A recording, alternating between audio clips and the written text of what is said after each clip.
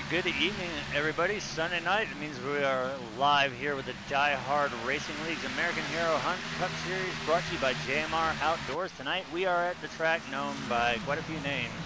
Thunder Valley, the Coliseum, and most favorably, my home track, seeing how it's just on the other side of the end of the state of here. It's about 5 hours away. We are live at Bristol Motor Speedway for the first of two short track races of the season. Next week we will be going to Richmond International. But tonight we have, looks like 17 drivers in the field. We want to welcome everybody who will be tuning in live from the iRacing portal. Hope you guys stick around and enjoy the broadcast. Tonight is going to be a great show here, as these guys are going to be battling it out for 200 laps here in these Monster Energy Cup cars. And if it's anything like we saw earlier in the Xfinity race, this is going to come down to tire management and basically a lot of patience. We're going to see probably a lot of torn up sheet metal, as you normally do at a short track here. But the guys, I got to say, I'm really impressed. The Xfinity race earlier, 141 laps, they went green flag the entire way. Now, this car is a little bit more powerful than the Xfinity, but I think these guys are capable of doing it. If anything, we might see a couple early on cautions, but as you can see, just like in reality, and as the sky is really dark as they postpone the real race till tomorrow, hopefully we don't see any rain start falling here tonight. Let me take a look here at the weather. A little bit warmer. It's not really that accurate, because I can tell you right now, looking at my phone, it is only 43 degrees out. We actually have a freeze warning for tonight. But here on iRacing, it is a nice 87 degrees with a 92 degree track temperature, and it's overcast for once instead of being partially sunny or what we normally run in here. Now, for those who, we've had the argument earlier in TeamSpeak. It was kind of funny about Bristol being a half-mile track. Oh no, it's 0.533, or it's like the lanyard here says 0.516. It's still a half-mile track, but it's one of the steepest out of the entire series. As we look at the board here, as we're going into the final minute of practice, the top spot belonging to that car right there, the 21 of Jason DeVries. He ran a 14.901. Second behind him, the 16 of Elliott Butler with a 14.964. The 87 of Sean Bradley, third with a 14.966.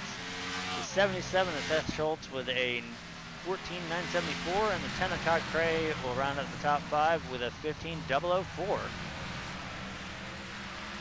These guys get the last few laps in here in practice. We will advance into qualifying. Now it'll be a 10-minute qualifier, even though it is only 2 laps. That way the pre-race can go on.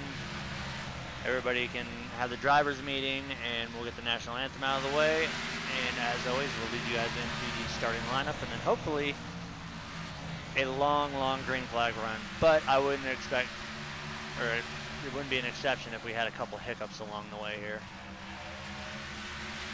We get a good look there at the 10 of Todd Cray and the 76 of Josh Jones, rocking the JMR Outdoors American Hero Hunt Chevy SS. As we see, the session state has gone to checker now. We're going to advance over into qualifying.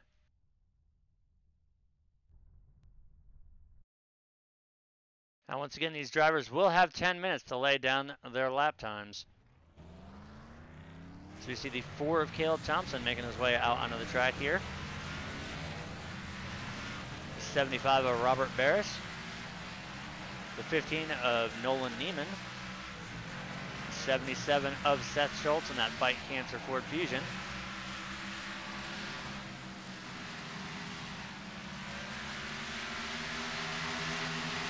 And this is kind of mirroring what we saw once again with the Xfinity races. Looking at the top of the track, there is a ton of marbles there in 1 and 2. 3 and 4 looks like it's pretty cleared off, but as you go to the exit here at turn 2, you can really see the marbles built up there. Actually, that's turn 4. Wow.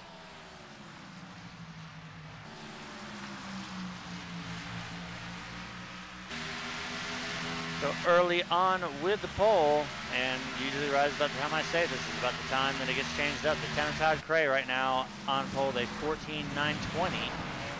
The 22 of Joshua Stewart sitting second with a 14.968.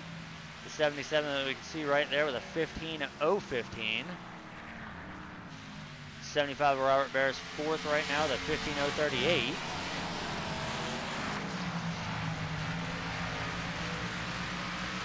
If we look back from fifth, as we see the times are starting to switch around a little bit here.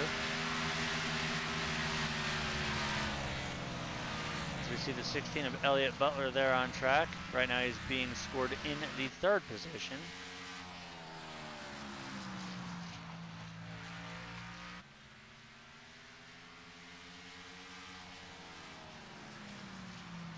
Now I wonder if the fans here, since you can see a good look here in the grandstands, there's not that many people here during qualifying. Maybe it might change over during the race, but we all know that it's overcast. They might be thinking it's going to rain here, so they might be standing underneath the grandstands or checking out one of the 8,000 concession stands that Bristol Motor Speedway is famous for hosting. This track has a ton of history. The World of Outlaw Series used to run here. They would cover the entire track in dirt.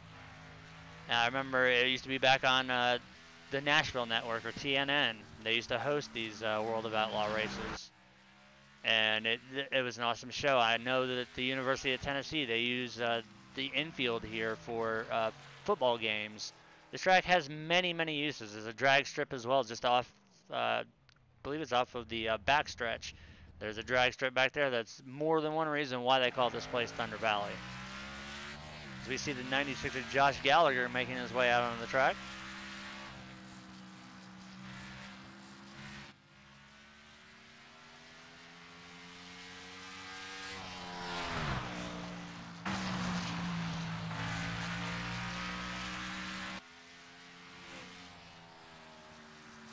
See what time Josh can run here on his first lap.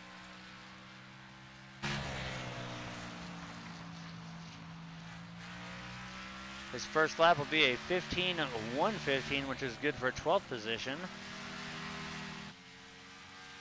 So you see the 28 of Adam Nowinski also out on track. He ran a 15.153. That is good for 13th.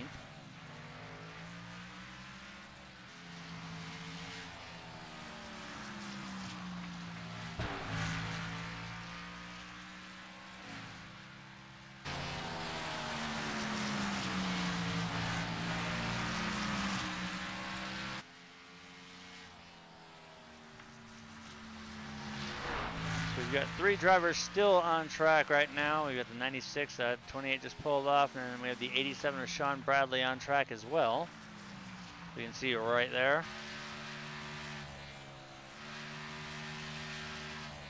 Sean ran a 15.109, which is going to give him the 12th position. It'll move the 96 of Josh Gallagher back to 13th, and the 28 of Adam Nowinski back to 14th position here. I think all the drivers that are going to go ahead and lay down a lap time have already done so.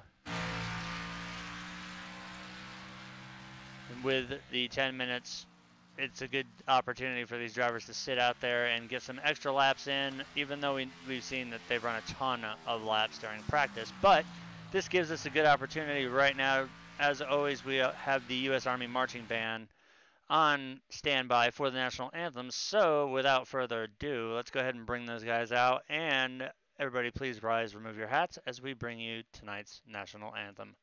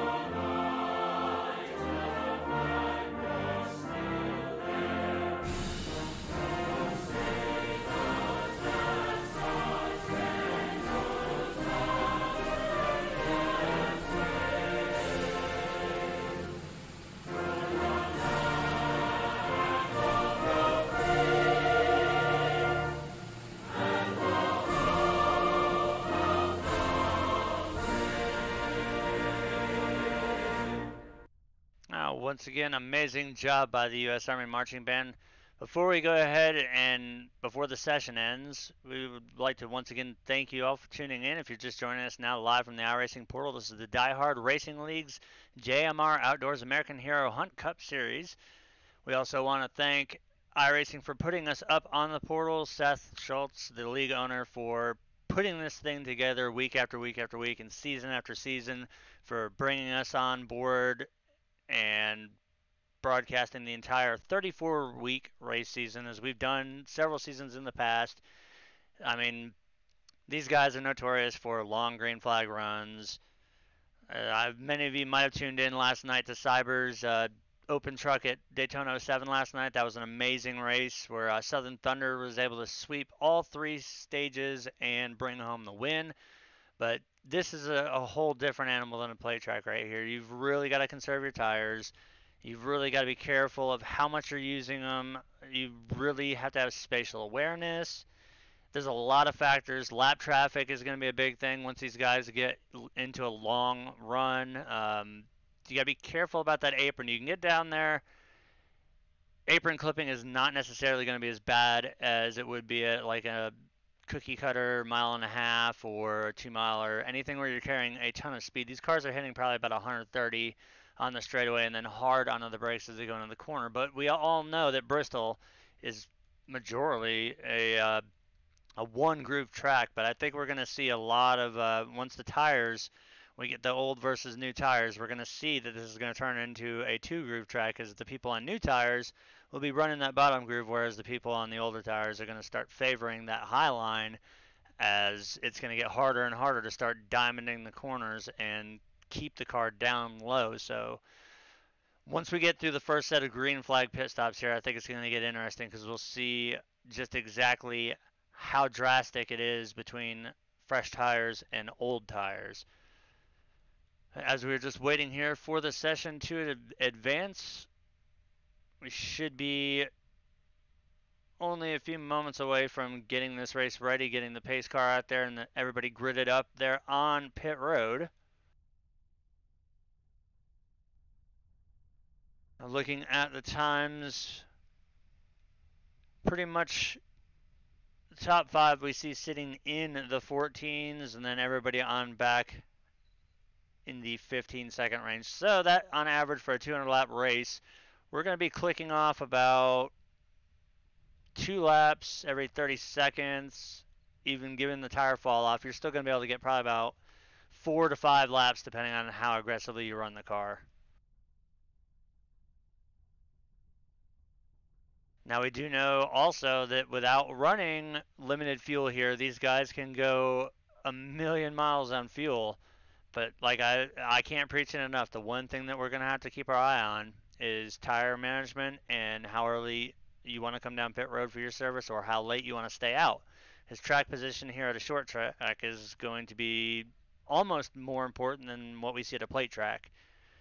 It's so easy to go a lap down here. Even if you're just coming in for a little bit of minor repair, it's still going to hurt you. As we see, the checkered flag is out here in qualifying. That means that we are going to go ahead and get tonight's starting lineup going here. On pole, we have the 10 of Todd Cray with a 14.920. Starting to his outside, the 76 of Joshua Jones with a 14.935. Rolling off third will be the 21 of Jason DeVries with a 14.942. The 22 of Joshua Stewart will roll off fourth with a 14.968. Starting fifth tonight will be the 16 of Elliott Butler with a 14.978. The 77 of Seth Schultz will roll off from sixth with a 15.015. Your seventh place starter tonight will be the 95 of Caleb Finn with a 15.034. The 75 of Robert Barris, eighth with a 15.038. Ninth going to the 56 of Christian DeBoer with a 15.048. Sean Bradley in the 87 is going to round out the top 10 with a 15.062. Nolan Neiman in the 15 will start 11th with a 15.074. The 6 of Rodney Kramer 12th with a 15.093. Josh Gallagher in the 96 will start from 13th with a 15.115. The 28 of Adam Nowinski 14th with a 15.153.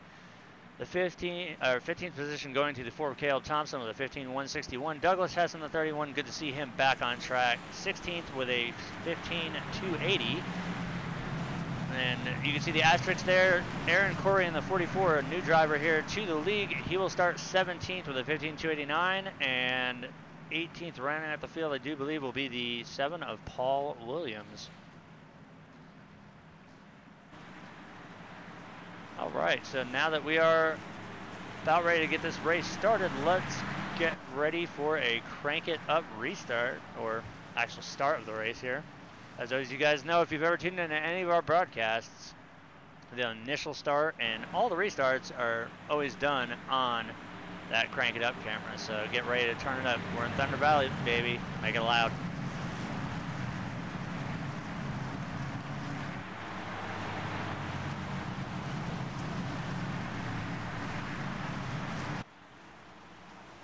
Pace car is down. We're just waiting for the green. Green flag is out. We are underway.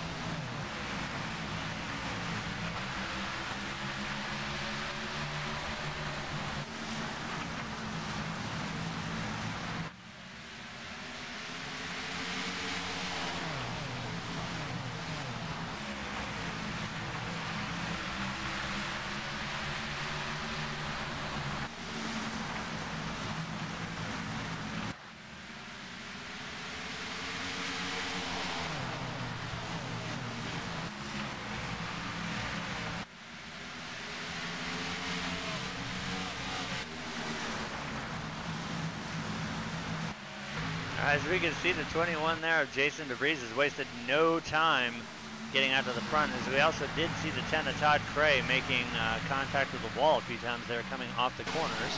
That did open the door for Jason to get around him, so that'll give him the lead here early on. Now we only have 5 laps in the books, so it's still a long, long way to go, but I have a feeling that that was probably for the better. As we see a wicked slide there out of the 22 of Joshua Stewart. He's able to keep that Ford Fusion under control.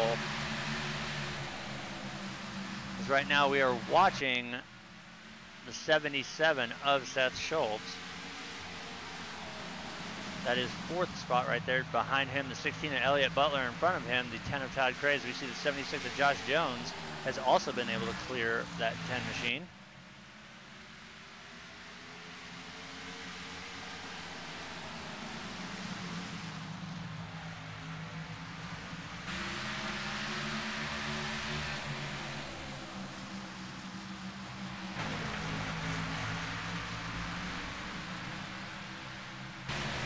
Go ahead and pull in some drop downs here. I want to see what the speeds are. I projected 130 and I was wrong. About 140 before getting on the brakes, back down to about right around 100 miles an hour.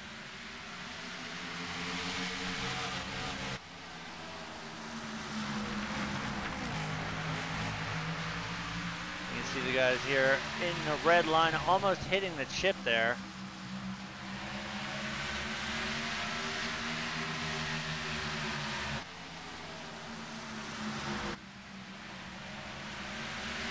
Great shot there off of the corner.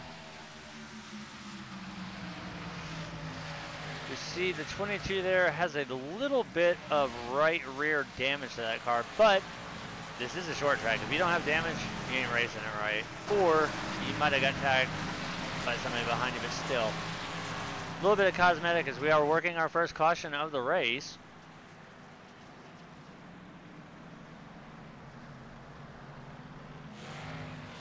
We can see the 28 of Adam Nowinski there. I think we're going to go ahead and focus on him and back it up here a little bit and see if he might have been involved in that one there.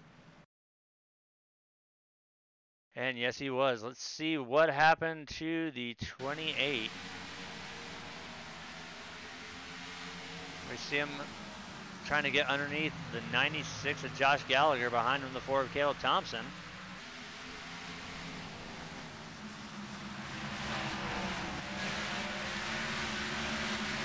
You see Caleb just gets a little bit too much of a run off the corner. Adam locks it down, and that is enough to bring out our first caution of the night.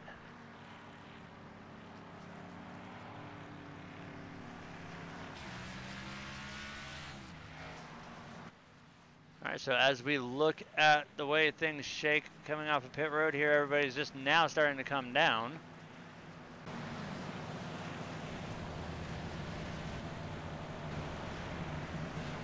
See people staying out for points and those coming in for tires early on, as we are only 14 laps in, working our first caution of the race. Once again, that was between the 28 of Adam Nowinski and the 4 of Caleb Thompson. Just a little bit too much speed coming off of that line and a little contact in the back of the 28, sending him around off of turn 4 there, but great job by the 28 locking it down, barely tapping the wall on the inside. The majority of the damage, as you guys saw there, was the center punch to the rear end of that 28 machine.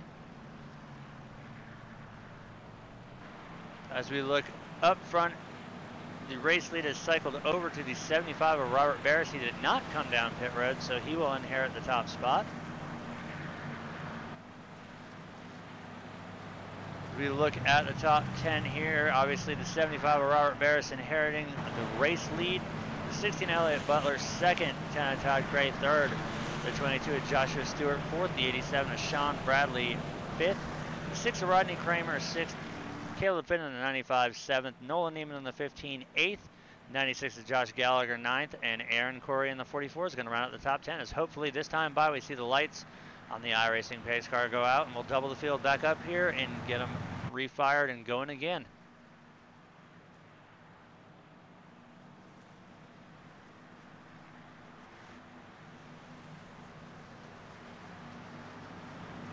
And we do see the interesting note as the lights do go out on the pace car. Another one of the rules here is the leader is allowed to call out which lane he wants. So we see the 75 of Robert Barris electing to take the high side on this restart, which is probably going to be the smart idea.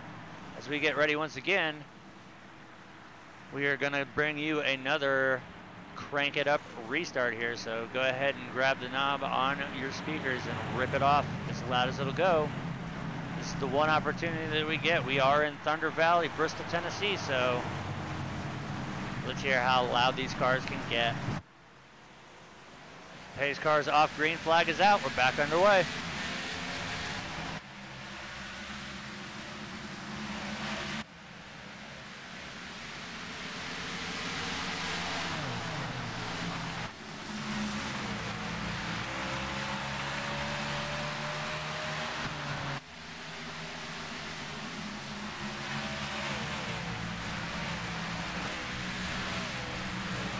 See a little bit of a hook slide there. Several cars involved in that. No caution yet, but that just collected several drivers.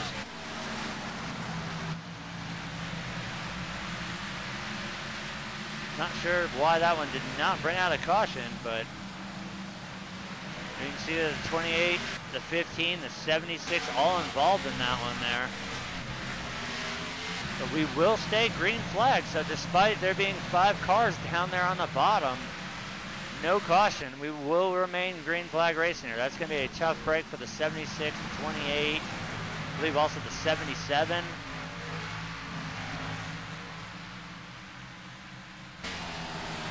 It does appear though that Seth has kept that car clean, so let's see who else. We know the 15 was involved in that one as well. See the damage there to the 15. The 44 of Aaron Corey also involved in that one. You see the heavy nose damage there to the front of that 44. It's almost like that SS is trying to get turned into a Cobalt now. With the RPMs that these cars turn at a short track, I'm a little worried there about the 44 car. That could be some radiator damage there. And with the RPMs that these cars are going to be turning, same thing with the 15. We might see a motor detonation if they don't come down pit road. We know that since the caution did not come out on that one, that they have to stay out on track and hope that another one does come out. But at the same time, are you willing to risk running a car that potentially you might blow up? If you've got maybe, let's say, a minute, 2 minutes of optional repairs versus half an hour blowing the motor for required repairs versus optionals. I don't know. It's going to be a tough call on that one, but it's the nature of iRacing. Sometimes you can have a huge wreck and no caution comes out. Sometimes you can have a car that spins down pit road and for some reason it throws the caution flag.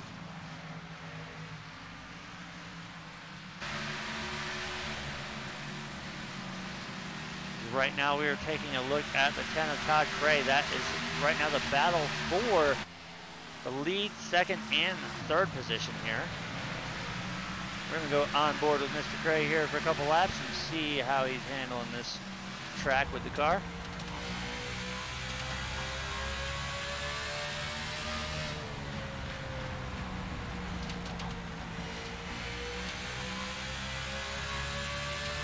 As you can see, the lap traffic already starting to become a factor. Once again, that is due to the incident that we had coming off of turn 4 there, not bringing out a caution. So these front three are going to be mixing it up here as they come up on some slower lap traffic here within the next couple laps. As we switch up a little bit further, we're going to go ahead and go up to the 16 of Elliott Butler, right now currently running second. We see the 76 of Josh Jones. He's going to stay low and allow the leaders to go by on the preferred groove for them right now being the high groove.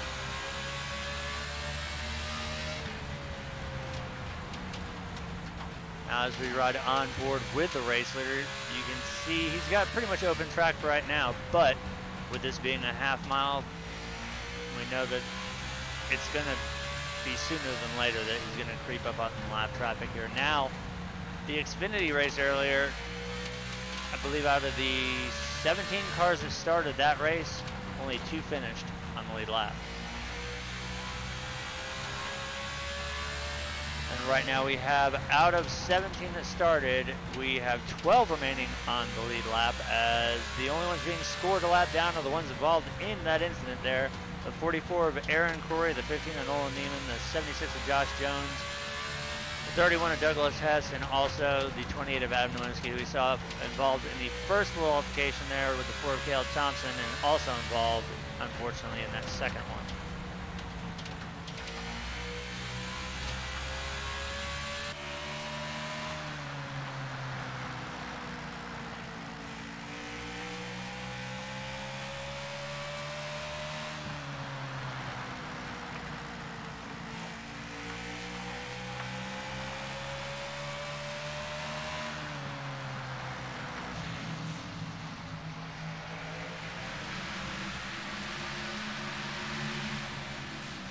We still are focusing here right now on the battle between first, second, and third. The 75 of Robert Bear is still out front with 25 laps now in the books led for him. The 16 of Elliott Butler behind him, the 10 of Todd Cray third. Despite that little bit of damage though there on the right rear of that 22 Pennzoil Ford Fusion, Joshua Stewart being scored in 4th position. And in 5th, we have the 87 of Sean Bradley, tonight's Xfinity Series race winner. Now, him and Josh Jones were the only 2 cars that did not pit during the Xfinity race, and we saw how much Sean was able to save the tires, and he was ultimately able to drive by the 76, and I believe it was just over a 5-second gap by the time the race was over with.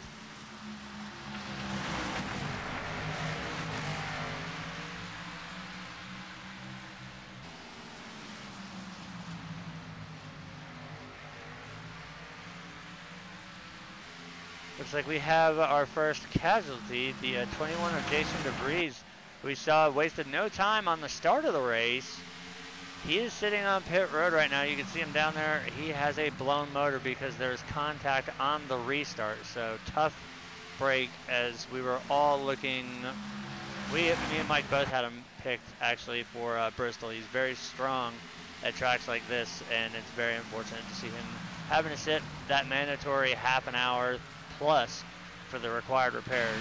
But we know Jason, he's a trooper. He'll stick it out and make his way back out on track once they put a new motor in that 21 Havoline Ford Fusion.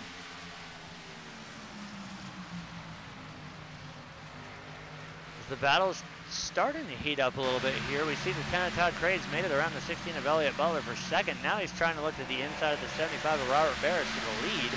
Now, Todd was our pole sitter, but we saw he lost the lead there on the opening laps with a couple times making contact off of the corners and just slight enough to slow him up, where the 21 was able to get around. And now with the 75 staying out on our first caution that we had, which we should have had two at that last wreck there, but the only caution we've had so far, the 75 opting to stay out, he is going to maintain the race lead.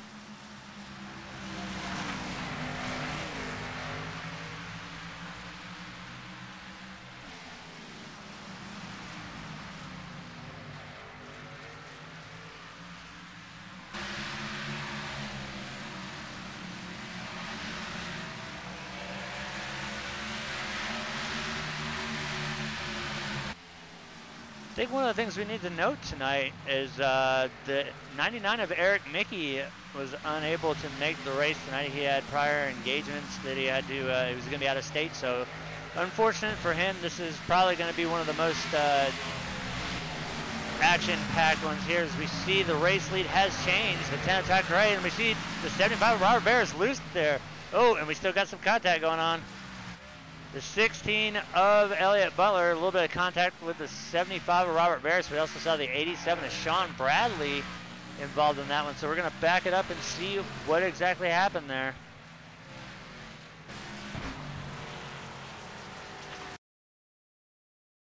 We're going to back it up here. We're going to look at the Fox tight camera here on the 16 here. We can see right there the pass for the lead by the 10 of Todd Cray.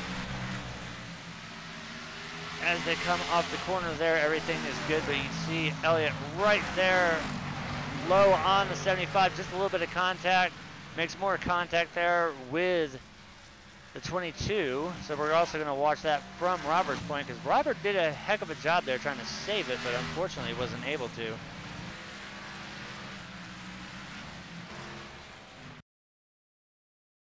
We watch right here, there's the initial contact. He bounces off the 22, he gets it woed up, and then slides down to the 87. Hard hit by Sean Bradley into the wall. Robert able to turn it around, refire, and get it going in the right direction. But that is going to bring out our second caution here of the night. So we can see the amount of sheet metal that is going to be going up for sale on eBay tonight is starting to grow. As you can see, the 28, the 76, the 15, all down on pit road right now. They are all heavily damaged. They were involved in what should have been our second caution, but the caution flag never did come out. So now I guess they have the opportunity to go down and finally see just how bad the damage is on their machines. I want to take a look at the 87 of Sean Bradley's nose clip. Oh my God, that car has seen better days. He's missing the entire front clip. The hood is peeled back pretty good. As you guys saw there on the replay, he did make very hard contact with the non-safer barrier inside wall, so no surprise to see that Duff Beer car a little bit messed up.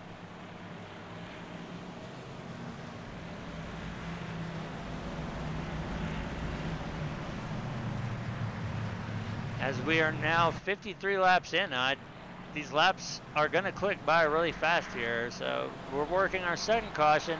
While we are under it, we are going to go ahead and cut to our first commercial break, and then we will return with the action here at Bristol Motor Speedway with the Diehard Racing League.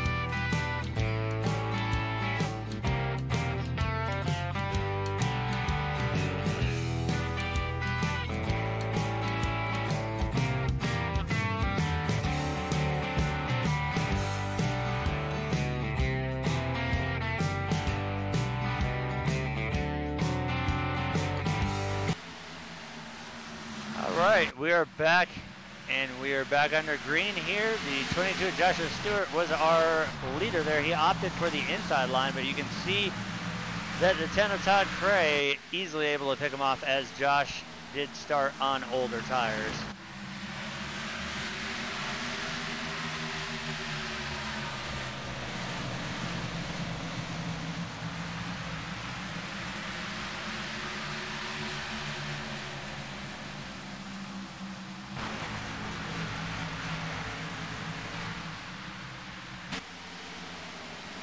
Take a look back at the battle for 5th and 6th between the 4 of Caleb Thompson and the 96 of Josh Gallagher. Caleb able to get the majority. I don't think he really sustained too much damage there when he made a little bit of contact with the 28 there, which brought out our first caution.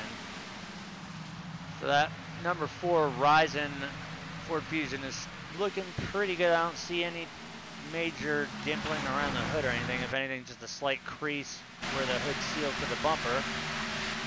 Same cannot be said though for the 75 of Robert Barris. You can see the front end damage there as the end result of a little bit of contact from the 16 of Elliott Butler, as well as ping-ponging off.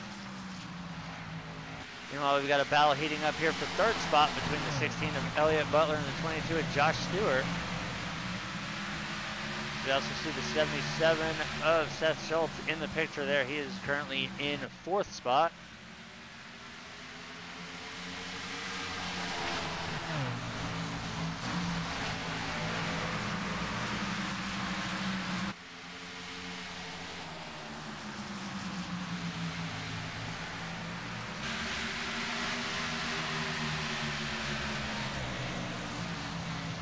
Right now, looking at the field, I think we only have one retiree, that being the 31 of Douglas Hess. He's being scored 34 laps down. And also the 21 of Jason Debris. So they've taken that 21 machine behind the wall. They're going to load it up on the hauler, and they will be back next week at Richmond International Raceway, where hopefully they have some better luck than what we saw here tonight.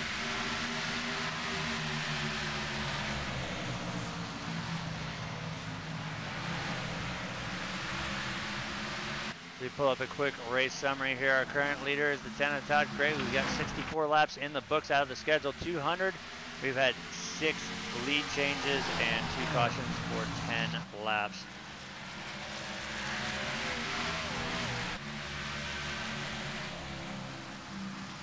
We see the 76 of Josh Jones down low. He's going to be getting lapped by the field there, so obviously that 76 down on power.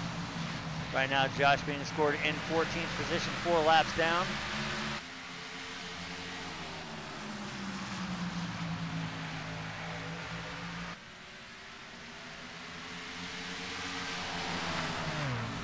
We continue to watch the 16 Elliott Butler. He's trying to make a move, but I think right now these guys have kind of leveled off.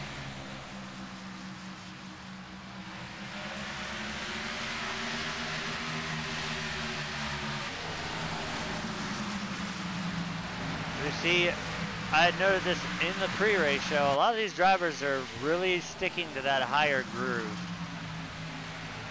We all know that at Bristol, if you've ever run an official race here, to be fast in the long run, you've got to know how to run that top side without hitting the wall.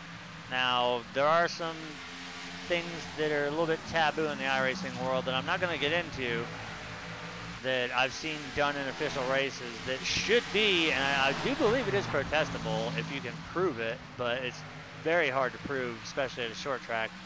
But I think that's as far as I'm going to get into it.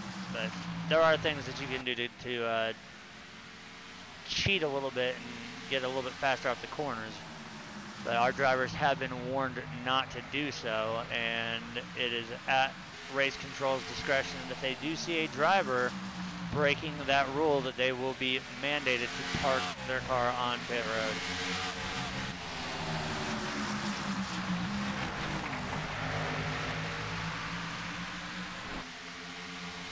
We're going to go on board here with the 16 as he continues to try and chase down the 22, who is also chasing down the 10 of Todd Cray. In front of them, we see the 75 of Robert Barris. He will be the next victim, going down a 4th lap here.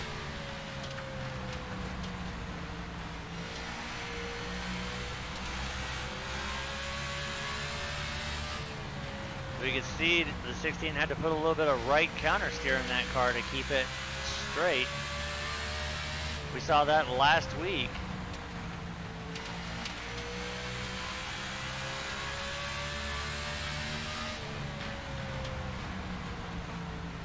Now, if you guys weren't around for that, Texas turned out to be a little bit more trickier than the drivers had thought. It got very, very loose on the long run, so we saw a lot of counter steering going on there, and we're starting to see a little bit of contact there. 16 in the wall as we're riding on board with them.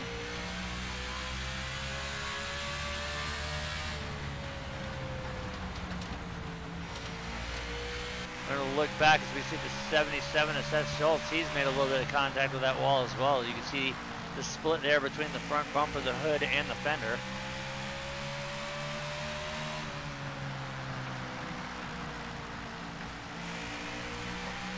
The interesting thing that we need to point out here is everybody in the top 5 except for the Ford Caleb Thompson is running the high group. Caleb is running right around the middle.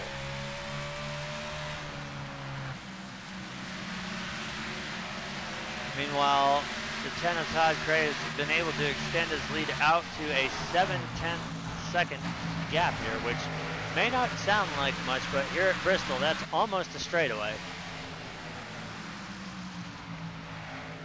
Once again, if you guys are just now tuning in live from the iRacing portal, we are live here with the Diehard Racing League's JMR Outdoors American Hero Hunt Cup Series. We are at the world famous Thunder Valley Bristol Motor Speedway in beautiful Bristol, Tennessee.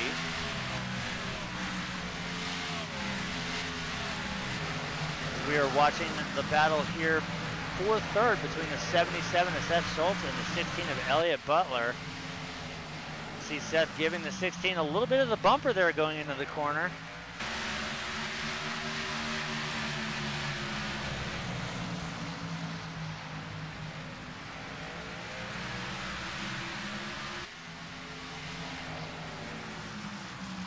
Now we see the 77 ducking low.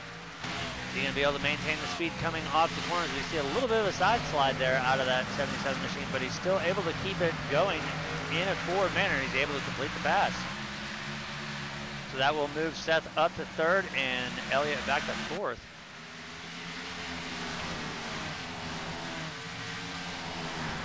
And now looking, while this is all happening here, we can see on the board, Todd has now extended his lead out to roughly about, I believe it was a 1.5 second gap there.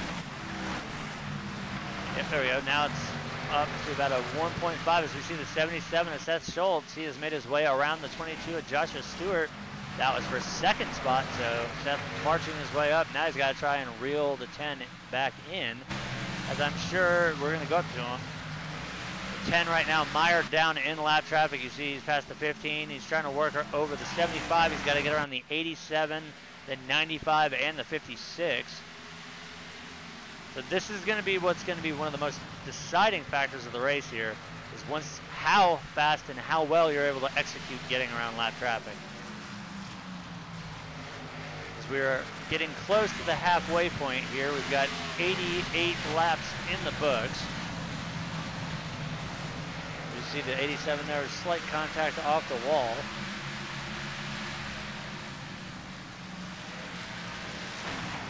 You see Todd has been able to make it around all of the lap cars so far, minus the 56 of Christian DeBoer and the 76 of Josh Jones. But that will be coming up here, right here, probably through 3 and 4 for the 76, as he is down on power, involved in that earlier incident. Now he's going to try and reel down the 56.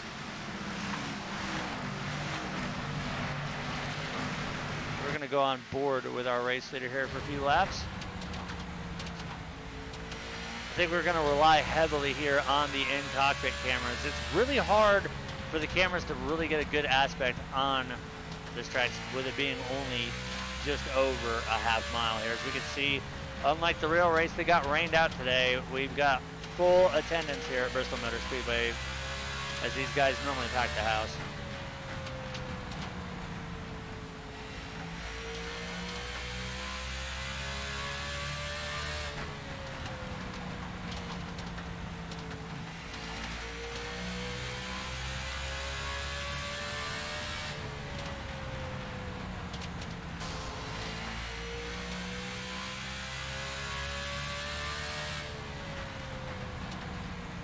It looks like we had a little bit of an altercation there between the 4 and the 22, but nothing gonna bring out the caution here.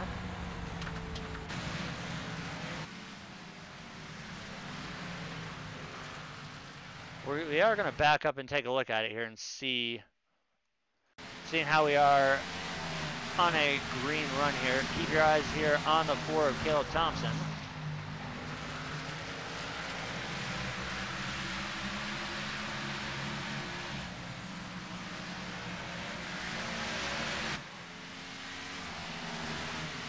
We see Caleb still opting to run that middle lane there.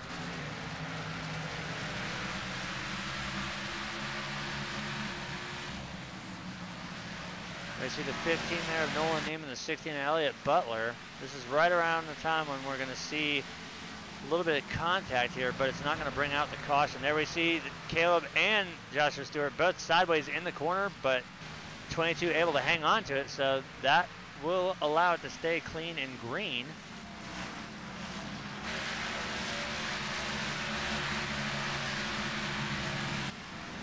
Right now we're looking at it. Lieutenant Todd Cray with a 1.2 second lead over the 77 of Seth Schultz. So you see right now we're looking at the 16 of Elliott Butler currently being scored in 3rd position.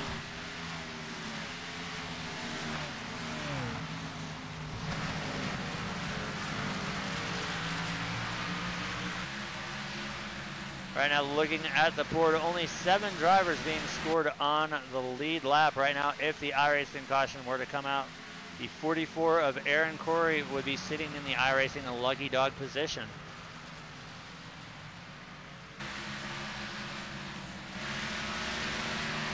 And while we are on this long green run here, we're going to go ahead and give you guys a chance to rip the knobs off the speakers as we're going to go crank it up here for a few laps.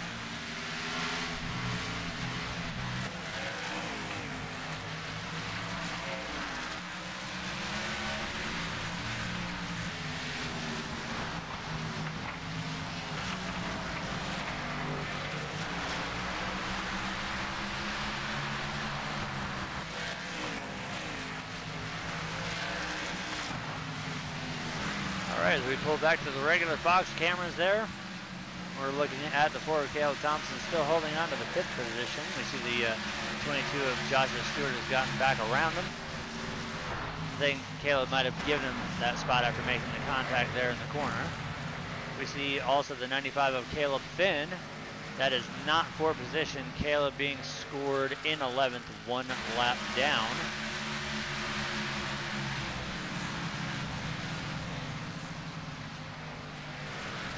Now as we wait for the most exciting to try and pop up, right now there's really nothing.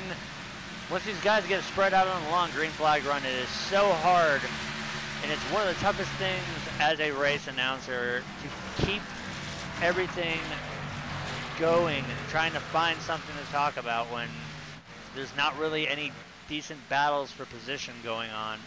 It's very, very hard to stay true to what you want to say, but also not just ramble on about dumb things. As right now we take a look at the 16 of Elliott Butler still being scored in 3rd position.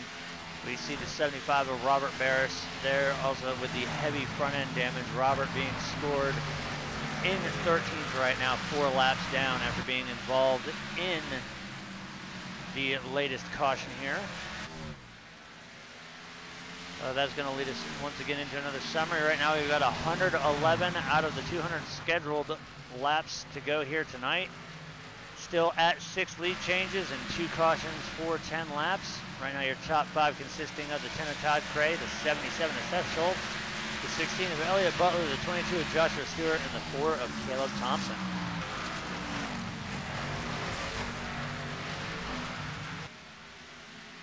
We're going to do a driver drop here on the 16. He started from 5th position. He hasn't led any laps tonight. He's currently sitting in 3rd spot where he's been riding for a while. His fastest lap has been a 15:172. Last time by was a 16:634. Now let's pair that up against the 77. Seth started from the 6th position. He's currently sitting in 2nd. His fastest was a 15:047, which is faster than his qualifying time. Last time by, he ran a 16:554.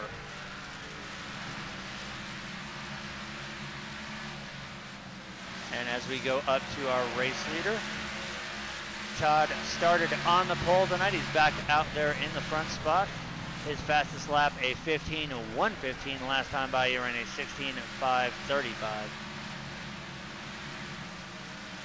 I want to watch the RPM bar here on him. I noticed most of these guys are sitting there almost, at least on the green part of the run here. These guys are almost hitting the chip going into the corners.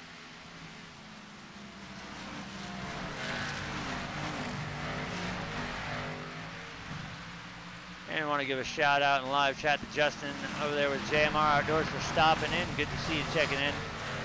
Everything is going right as planned for what we know Bristol to be. We've had a couple instances here. Unfortunately, Josh got involved in one of them and he's down on power, but still a lot of race to go here, and we all know Bristol is notorious for bent sheet metal. But on the side note, it's also a good side business for these race teams as they're able to sell a lot of that sheet metal back on eBay. There's a ton of people out there willing to buy it.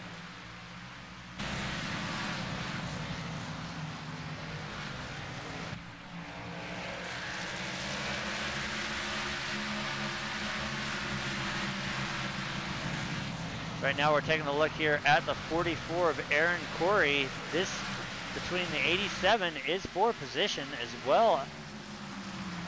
22, he is not for position, but the 44 and the 87, that is going to be for 8th spot, as right now we've got Aaron to the inside of the 87. Let's see if he can make that work. He's backed off a little bit here to see if he can gather it back up and make another run at it. We see both of those machines heavily damaged.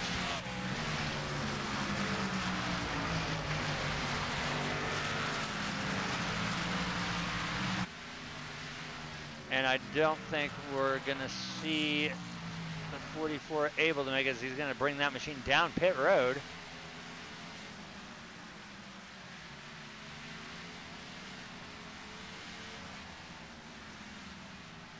See, obviously the call will probably be 4 tires and fuel.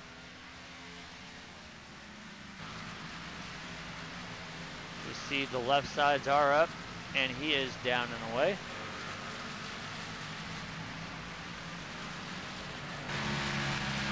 You can see both ends of that 44 Chevy SS tore up pretty good.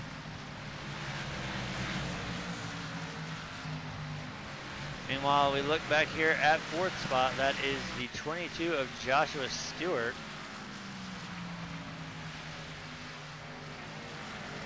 We see also the 96 of Josh Gallagher. The 87 of Sean Bradley. That will be for position there. We see the 56 of Christian DeBoer. That is not going to be position. He is 1 lap down.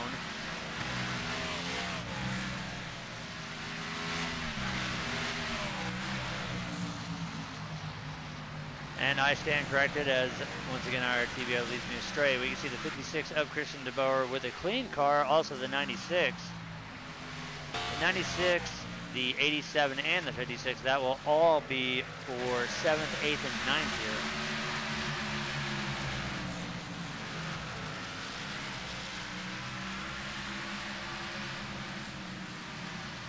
And this is exactly what I was preaching about during the pre-race show.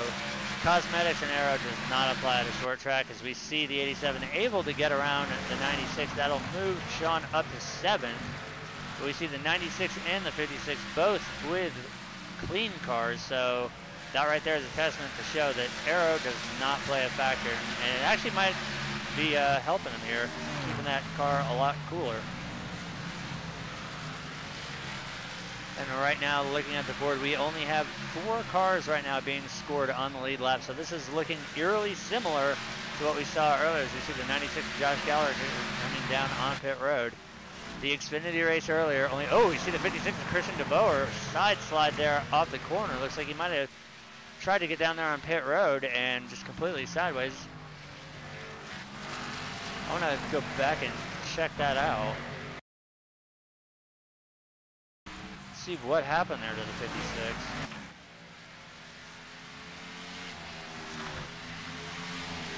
We back up just a little bit here. I want to see what caused the 56 to get so sideways there off the corner.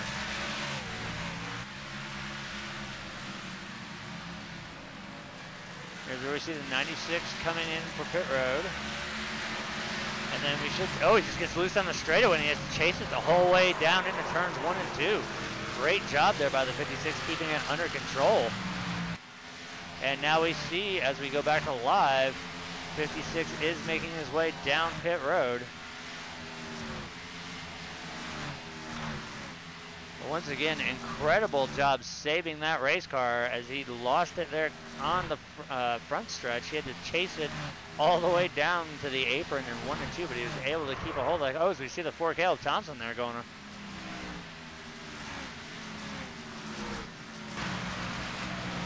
We're gonna have to back that one up and take a look and see what happened. We saw Caleb just completely sideways as well. So we're gonna back it up here and we're gonna see what happened there, because I do believe there was contact with another car as well. Here we see him behind the 77 of Seth Schultz and the 28 of Adam Nowinski.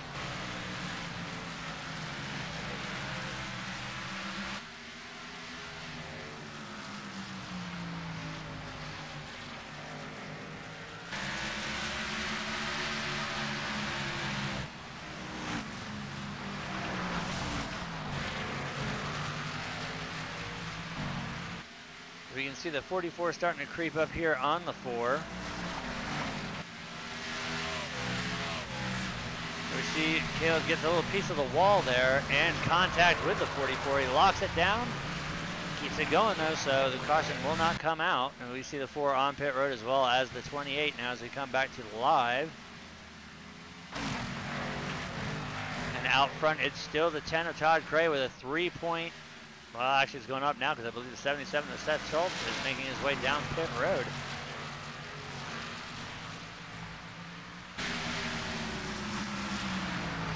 As now they'll hand second over to the 16 of Elliott Butler.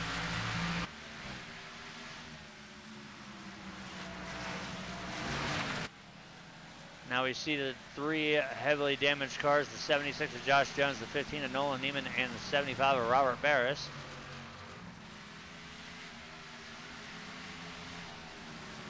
Also, we can see the heavily damaged 28 of Adam Nowinski and the 44 of Aaron Corey, as Todd gets ready to put Aaron down a 4th lap.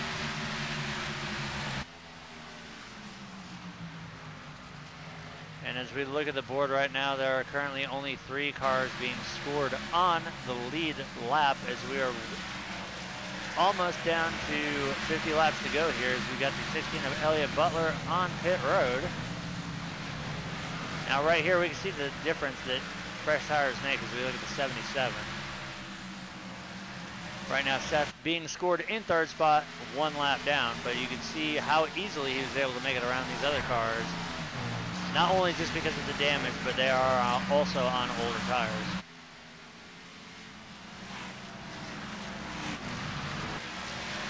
Now, watch in particular as he makes his way around the 76, the 87, and the 75.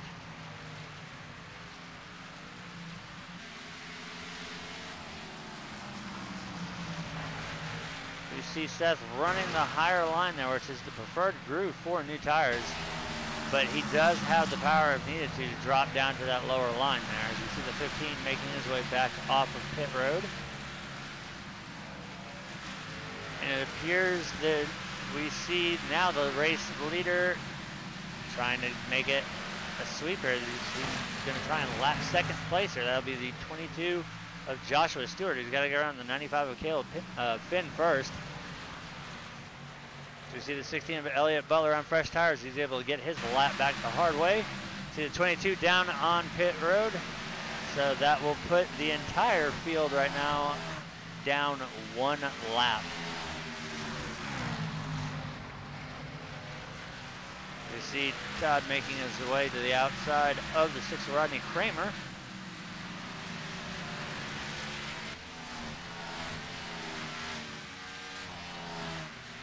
So now we have hit the famous part of the race where we stop counting the laps up and we start counting them down. 49 laps to go here at Bristol Motor Speedway with Diehard Racing League's JMR Outdoors American Hero Hunt Cup Series. Just something you got to wonder here is, when is the 10 of Todd Craig going to bring it down? He's been out there for a while and he's still running pretty fast, but these guys on the fresh tires, they're going to be catching him. Well, we saw the same thing during the Xfinity race, and granted that was only 141 laps. They ran the entire race on one stop, and it was between the 76 of Josh Jones and the 87 of Sean Bradley. Right now, Todd has the entire field lap. Dependent on how long he stays out, we know that Seth is starting to fly back up to the field, but I don't know. It's really a tough call.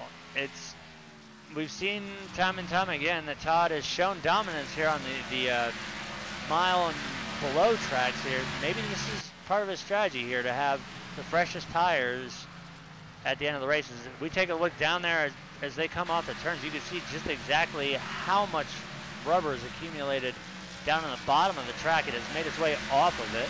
And now we see right here, there's the 77 of Seth Schultz. He's going to fight and get his lap back. So that right there is fresh tires versus old tires. So now with that happening there, I might want to come in probably with about 40 to go. It'll be interesting to see what the play call is going to be out of the 10 team here as we are starting to get into the final closing laps.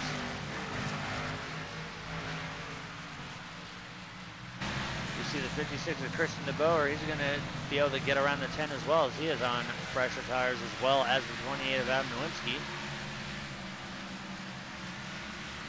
So that will put Christian now down 3 laps, and we've got a caution.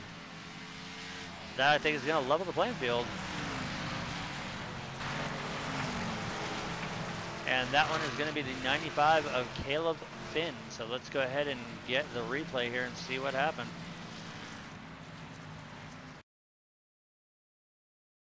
As we take a look at it,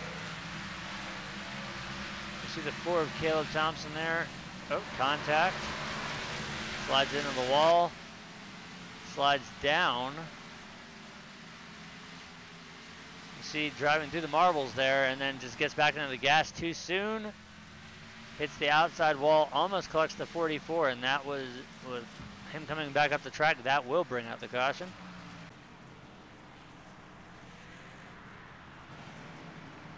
As we can see, the heavy buildup of marbles there all the way around the bottom line getting down on the pit road. That is just absolutely disgusting. They need to get the air dryers out there and blow that stuff over the wall. Now Bristol, usually when it comes to wrecks as well as the marbles, it is a self-cleaning track, and we can see that earlier in practice. They were all up on the high side, but now we can see it as the guys are coming down onto pit road here. The bottom of the track is just absolutely littered with leftover pieces of Goodyear Eagle tires. So provided that we stay caution-free the rest of the way, I think everybody should be pretty good to go the distance here at the end. We know fuel-wise they're well in the good. Tire-wise is going to be my question.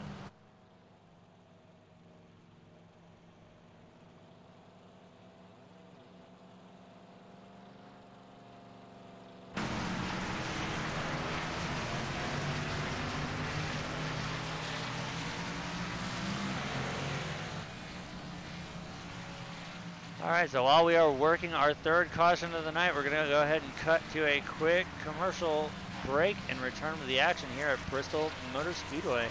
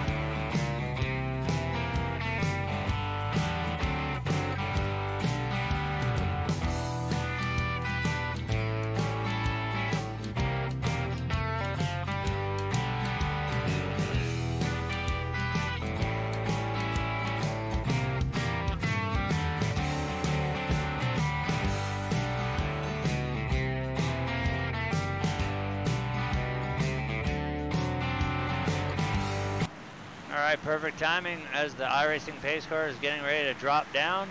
The 10 of Todd Cray opting for the inside line is going to lead us to the restart here. Green flag is back out, 37 laps to go, and once again, we're going to go at it from the crank it up angle.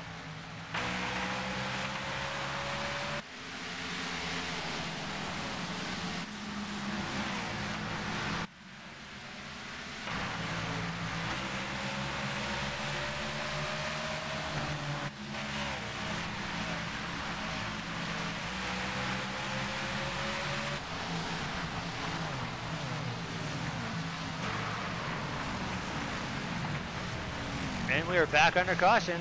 We see the 95 of Caleb Finn stop there up in the track.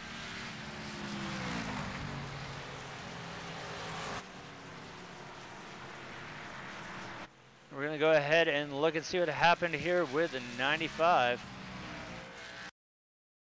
Oh, and the replay, as we saw it skipping back there, there's going to be contact between the 28 of Adam Nowinski and the 95 of Caleb Finn. Let's watch as they go into the corner here.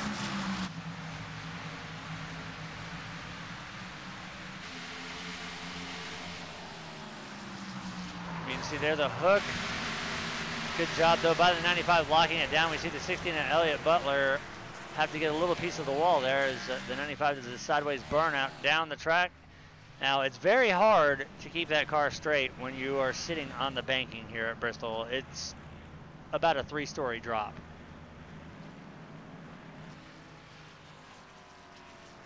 So this is almost about what I'm expecting here, with roughly probably around 30 laps to go when we take the green here. That we might see a few little cautions pop up here and there because of a little bit of aggressive racing, but that is the nature of short track, and that's the reason why I love it so much and used to race it in real life, both dirt and asphalt.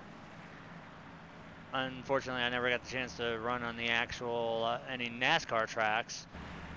Well, actually, no, I take that back. Seeing how Nashville Fairgrounds Speedway used to be a NASCAR sanctioned track back in the day when Richard Petty, Davey Allison, Dale Earnhardt, old BP, Benny Parsons used to run.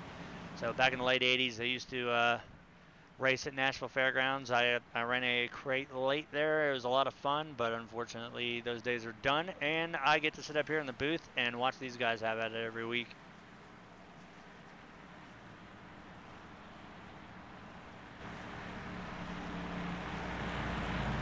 So as we pull up a summary, we've got 169 laps in the books. We've had 8 lead changes. We are working our 4th caution right now, 16 laps so far. But I think the big question is, are we done with cautions? As we look at the top 5, it's still the 10 of Todd Cray out front, the 77 of Seth Schultz 2nd, the 16 of Elliott Butler 3rd, the 4 of Caleb Thompson 4th, and the 22 of Joshua Stewart in 5th.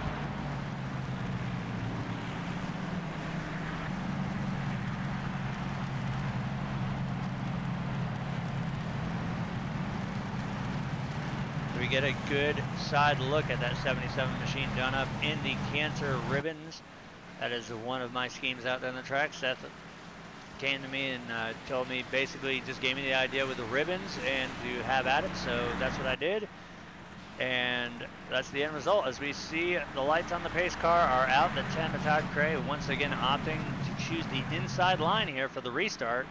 So we're less than half a lap away from taking the green. It'll be 29 laps to go. Be interesting to see what these drivers do. We're already in the Crank It Up camera, so let's get ready as the pace car is going to drop down. Green flag's going to come out. We're back underway. 29 to go here at Bristol Motor Speedway.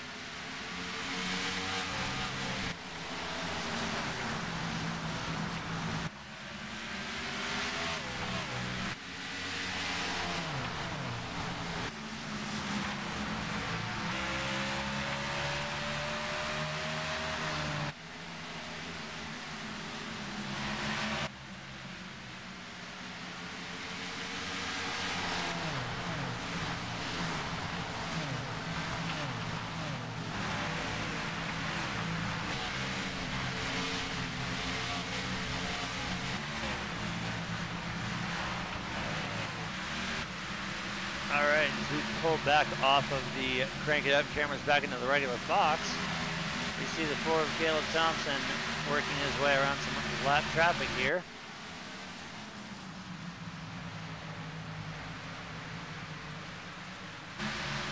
And as we take a look up front here, we've got potentially a battle for the lead here between the 77 of Seth Schultz and the 10 of Todd Cray.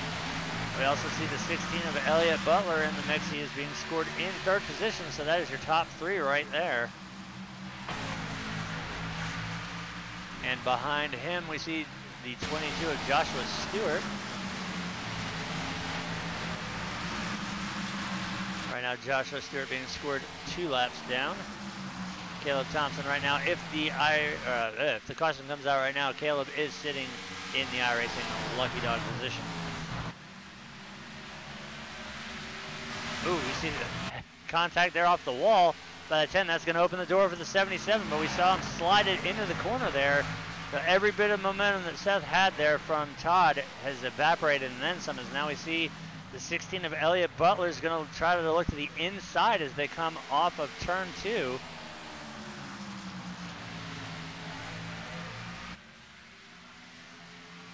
You see a little bit of a tail slap there off of the 16 as he comes off of turn 4. There'll be 19 laps to go as they cross the stripe here. Can that 10 machine hold off the 77 or even the 16? You see the 16 get a little piece of the wall there too. Now that, hitting it that way does not necessarily scrub a lot of speed, but doing it from the corner exit off like we saw the 10 machine do, that's what bleeds some speed. And I think a lot of the reason why we saw the 77 dive it so hard in there was to avoid making contact with the 10.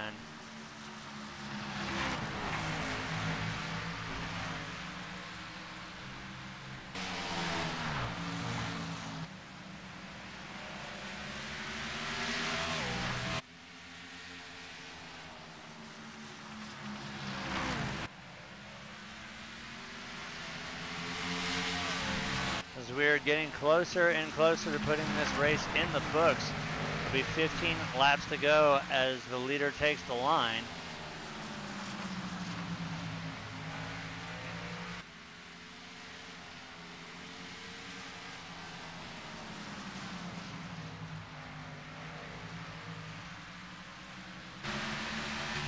We ride on board with the 77.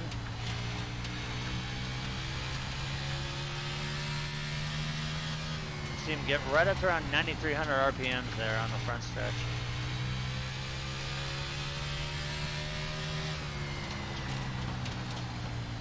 Once again, he is reeling in the race leader right now as he's getting right up to the back bumper.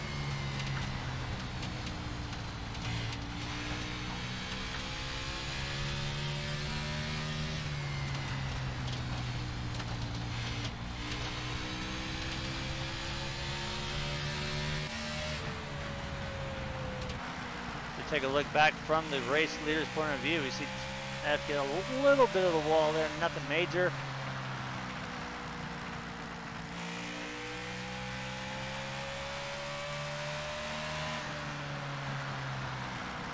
Pull up the RPM bar on Todd. It's nice having all these tools at our disposal, and we are back under caution.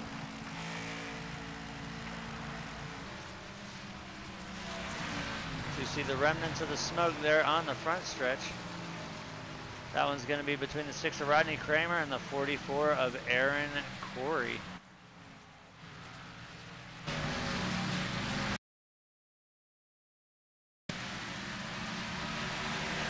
As we take a look at it here in replay, this is probably about a lap or two leading up to it, but nope, there they come off the corner, they were able to keep it there. We see the 44 to the inside of the 6.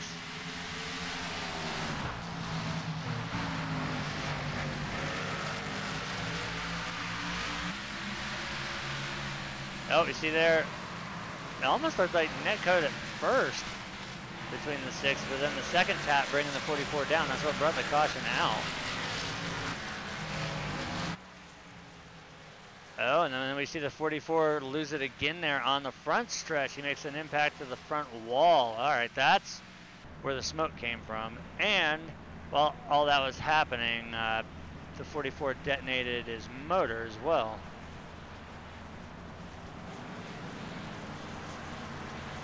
So while that happened here, as we're seeing pit stop still taking place, our current race leader is going to be the 77 of Seth Schultz, followed by the 16 of Elliott Butler. Both of them opting for right sides only. The 10 of Todd Cray with 4 tires. So this is going to be interesting to see. With under 10 laps to go, probably right around 5 laps when we take the green, 2 tires versus 4. What is going to pay off? And more importantly, what lane is Seth going to choose here? My guess is going to be the outside. Yeah, if I'm Seth right now, I'm definitely taking the outside. You want to pin Todd down to not be able to get right by him.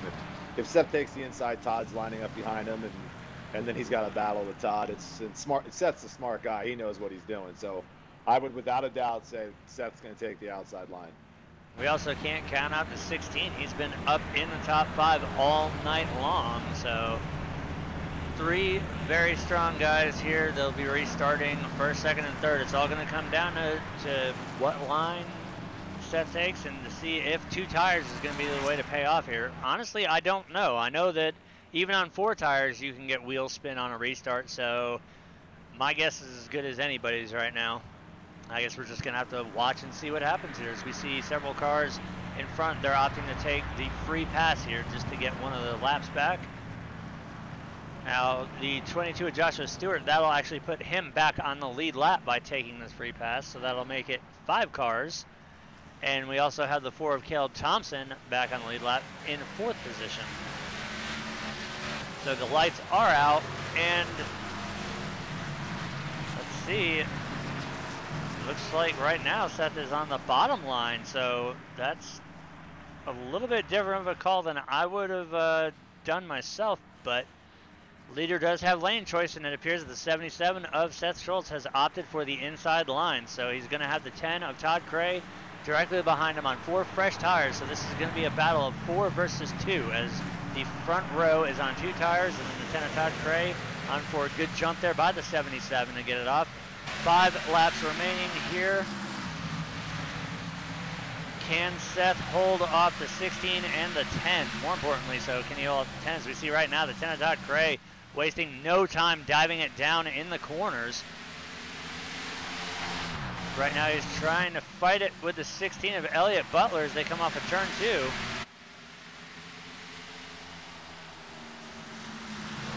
I think right now Seth did the right call. He got the bottom line, and most importantly, he got the good jump there at the start of the race. That might have been the play of the race here, as it'll be 2 laps to go as Seth takes the stripe here next time by. I think what we really should focus on now is what's going to be the battle for second. as they come by next time, it'll be the white flag. So I think Seth, unless he messes up right now, he's pretty much got this in the bag here. Now we're going to see if the 10 of Todd Craig can get around the 16 of Elliott Butler. White flag is out. 4 more corners, 1/2 of a mile left to go. Can the 10 hang on? Is there a contact between the 16? The 16 is still sideways through the corner. Can he hang on to the position? As they come off the corner, Elliott sideways, and he's still going to hold on to second despite being sideways at the line, and a gigantic wreck here at the end. But coming home with the win will be the 77 of Seth Schultz. Mike, tell me that is not exactly what we saw 2 weeks ago at Cyber at Daytona in the K&Ns. That was just crazy, but I got to tell you, it just shows how classy of a guy Todd is. Todd hit him, just gave him a little bumper, but he's so classy that he knew he made a mistake and let Elliott still get second when Todd could have just drove right by him. That right there shows racecraft when you know that you've made the contact. And I knew once I saw it, and I saw him back off, that he had no intention of trying to take that spot from him, even as Elliott was still sideways off of turn 4 in the straightaway. As we see victory celebrations starting to get underway here, that's just a class act move by the 10 of Todd Craig, and I'm sure that's something that we are going to bring up in the interview there, as that was definitely a chaotic finish, but nonetheless, that was definitely a strategy call out of the 77 team. So we've got all 3 of our top drivers here ready to go. So Mike, let's waste no time. Let's bring in the 10 of Todd Craig. All right, Todd, we saw you dominant all night. It all came down to that final restart. We know that the 77 and the 16 both took 2 tires. You were on 4 fresh ones. We saw in that last lap a little bit of contact between the 16. Backed off, even as he was trying to save it out of 3 and 4. Made for 1 chaotic finish, but you still managed to bring it home 3rd. Yeah, we'll take it, man. Hats off to Seth and Elliott taking those 2 tires there. That late caution, I really didn't want to pit, but with only three of us on the lead lap, I had no choice. And, that was a great call. Honestly, it didn't even cross my mind. I figured with 4 fresh ones, but Seth got off a great restart there and put a little space between us. I couldn't clear Elliott, and hey, that's the way it goes. Fast car, but Seth was there all night. He kept me in check, and I was watching him, and actually was driving a little harder at times that I wanted to. So he drove a great race all the way through. The one thing that we really, really have to point out, and it's hats off to you, when you made the contact with Butler, anybody else would have just said, all right, cool, thanks for the spot. But that right there just shows how talented and how respectful of a racer you are. You backed off to let him save the car, and even as he was trying to save it through 3 and 4, you didn't try to take the position. So that right there is just the caliber of drivers that we have here at Diehard Racing, and that's just top of the line sportsmanship. Running the lead here is fun, but you got a lot of lap guys, and man, they just give me all the respect in the world. And got in there a little too hard. Elliott ran clean all night. And hey, it was his spot, and I got into him, and I was saying, save it, please save it. And I was real glad to see he did. I appreciate you guys, saying that. But all the guys here run like that, so I want to be included in that category. Well, you definitely are. As we've seen, whenever we get to a short track, your name is always right there at the top of the board. You bring it home 3rd tonight. Is there anybody that you would like to thank? Just all the guys from Diehard Racing. This is a great league. I really enjoy racing here, and you guys in the broadcast booth makes it definitely fun, and love the interviews. And that's about it. Go back to the drawing board and come back next week and try to do 2 spots better. Once again, congratulations on the 3rd, and we will see you next week at Richmond. Thanks, guys. Have a great night.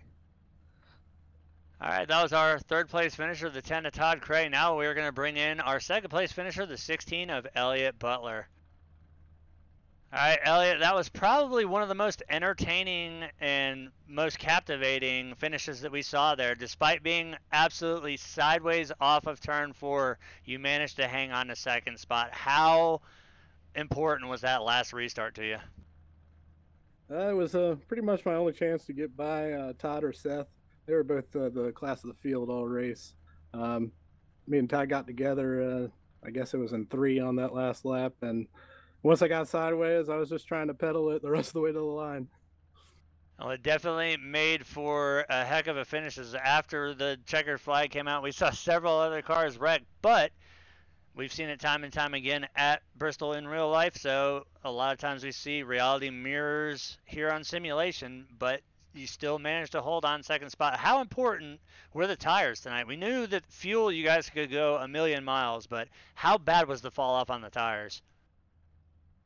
It was pretty bad, especially if you got the tires angry at you. I know on that one real long run, I kind of beat up my right front and lost some speed. But the big deal in this race was really just keep it clean and you get a good finish. Well, 200 laps, I know that doesn't seem like a lot, but when you're strapped into the seat of a race car, it almost feels like an eternity. And I know we've seen our fair share of bent sheet metal this week. What do you think we're going to see next week as we go on to Richmond, only being a quarter mile larger than here? I don't think it's going to be as bad because you kind of have more room at Richmond. I'm sure there's going to be a few cautions here or there because it's still short track and that's just short track racing. But I look forward to it. It should be fun. All right, well, once again, congratulations on the second place finish. Is there anybody out there that you'd like to thank? You guys for broadcasting the race. My dad for helping me out get in some of the equipment I've got. And then everybody watching. I hope we put on a decent show for them. It was definitely a great race from beginning to end. Once again, congratulations on the second, and we will see you next week at Richmond. Yeah, look forward to seeing you there. All right, that was our second place finisher. Now we are going to bring in, finally, my paint scheme coming to victory lane. Let's bring in our race winner, the 77 of Seth Schultz. All right, Seth, you did it on 2 tires, and it didn't turn out like Talladega. How's it feel? Oh, it feels great. I knew, well, anyways, the Todd was definitely the car to beat from what I seen. You know, it came down to the 2 tire versus his 4, and then him having to actually battle Elliott there at the end. So, but other than that, I don't think I could have got by him if we both would have stayed out. I wouldn't have got by him. Now we noticed on that last restart there, you opted for the inside. Why did you go for the inside to line up behind Todd on 4 fresh tires versus taking the outside? Reason being, when Todd's been taking the inside on the restarts, and I was trying to figure out why, and whether it was the reason or not, I don't know. But when I restarted on his outside, the restart before, it's kind of bumpy, and I spun the tires every time I hit the bump. So I decided to take the inside, and it was much better on the restart. You could hammer down really good. So I'm assuming that's why he did it. But that was my experiences and my reason why I did it. And I think the one thing that we definitely had to hit on when we interviewed Todd is on the last lap there was contact on the backstretch going into 3 between him and Elliott Butler. And unlike most drivers that we would see, and this actually showcases the talent that we have here at Diehard, not only would a normal driver just have got the guy loose and drove around him, Todd actually backed off, even as Elliott was trying to save it through 3 and 4, all the way to the start-finish line. That was, as Todd said, that was Elliott's spot. He was not going to take it away from him, and that right there just shows the quality of racecraft that these guys have here and the respect that they have for each other. I've seen Todd, and he's raced other guys like Martinsville side by side, and they touch whatnot. But I respect Todd a lot, even Elliott after tonight, and a few other guys too as well. And that's really what it comes down to. I mean, a person can be a jerk and just flat out wreck them and keep on going, but that's not what we're about, and hopefully that continues with everybody. We definitely saw our fair share of tore-up cars tonight, and judging by the incident count, it definitely reflects on it. But it's Bristol, it's short-track racing, it's bound to happen. What are you thinking as we move forward into next week at Richmond? I'm looking for a better. I think it's going to be. I don't think you're going to get as many tore-up cars as we did here. I mean, here there's one predominant line, and if you weren't running it, you can't go nowhere. And then it came down to if guys had burnt up their tires early, then you were able to pass them on the bottom, but it still wasn't easy. It really came down to a lot of the guys realized, okay, this guy's a lot faster. I'm going to let him go. I know at one point I got a little frustrated and knocked on somebody's rear bumper a little bit just to let them know that, hey, I'm quicker, I want by, and wasn't trying to be a jerk, but I was just kind of letting them know. We saw the good old chrome horn put into use, and we know which car it was against, but no harm, no foul, as we did see our fair share, and ironically, the biggest wreck that happened was early on in the race, did not even throw a caution. There was 5 cars that got collected down on the inside there off of turn 4 down by the start-finish line, did not bring a caution out, and that ended a lot of guys' nights early, but like I said before, it's the nature of short track racing, and all that matters is looking at the laps. You led 10 of them, but most importantly, you led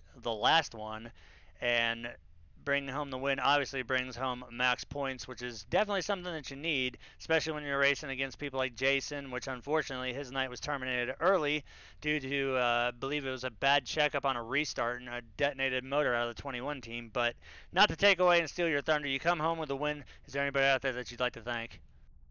I got to thank you for making me this paint scheme. Got some family members that got cancer. Cancer sucks, and anybody out there that's dealing with it, good luck. And I don't really know what to say about it, but it sucks. Other than that, thank you guys for broadcasting. Got to thank JMR for Outdoor American Hero Hunt for sponsoring the series. Thank everybody for showing up week in and week out. And if there's anybody else I missed, I apologize, and see you guys next week. All right, well, once again, congratulations on the race win, and we will see you next week, where hopefully you can double it up at Richmond. Yeah, I need to win a race. It doesn't come down to pit strategy, just to prove that I can actually win one without the pit strategy, because I kind of heard that after I won the first one this year. And this one, I mean, it just came down to what you were going to do, so I don't know. We'll see. All right, that was our race winner, the 77 of Seth Schultz. Mike, before I get into tonight's final results, any final words here? Yeah, that was I missed the beginning of the race due to obligations, but the end of that race, that was a great race, and it's like I said before, it's really classy to see Todd do that he just gave Elliott the spot, said it was his, and really showcases the league and what Seth has done and all the admins put together in here. It's a lot of work. It's a lot of money. And it's a great league. And anyone out there that's watching on the portal, feel free to apply to the league. As long as you're a clean driver, we'll gladly take you in here. We're one big family, and we look forward to having more members. Couldn't say it any better myself, and that's going to lead us into tonight's results. Coming home with the race win, the 77 of Seth Schultz. Coming in second will be the 16 of Elliott Butler. Our pole sitter tonight, the 10 of Todd Cray, after showing a dominant performance, leading 142 out of the 200 laps. He's going to bring it home third. The 4 of Caleb Thompson will bring it home fourth. Joshua Stewart in the 22 fifth. The 96 of Josh Gallagher sixth. The 56 of Christian DeBoer seventh. Rodney Kramer in the 6 machine eighth. The 87 of Sean Bradley ninth. Caleb Finn in the 95 is going to round out the top 10.